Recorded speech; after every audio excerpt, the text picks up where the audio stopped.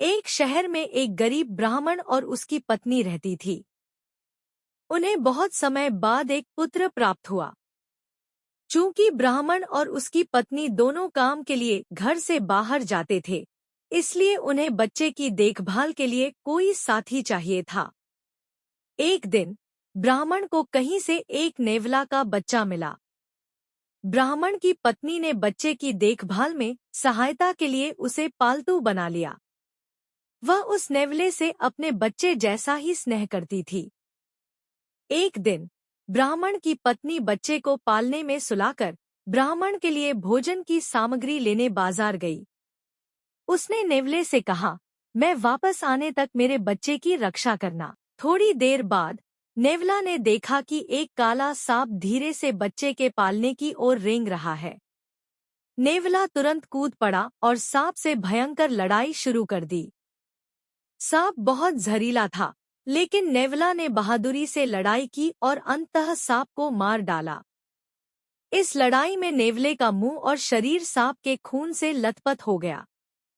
नेवला बच्चे को सुरक्षित बचाकर गर्व से घर के दरवाजे पर आकर अपनी मालकिन का इंतजार करने लगा। जब ब्राह्मण की पत्नी सामान लेकर घर लौटी, तो उसने दरवाजे पर नेवले को देखा। नेवले का मुंह खून से सना हुआ था।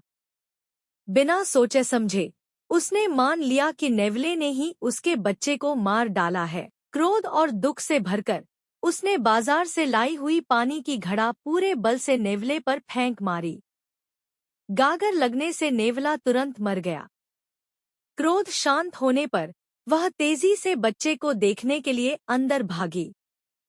जैसे ही वह पालने के पास पहुंची, तो उसने देखा कि बच्चा आराम से सो रहा है और उसके पास जमीन पर एक बड़ा मरा हुआ काला सांप पड़ा है।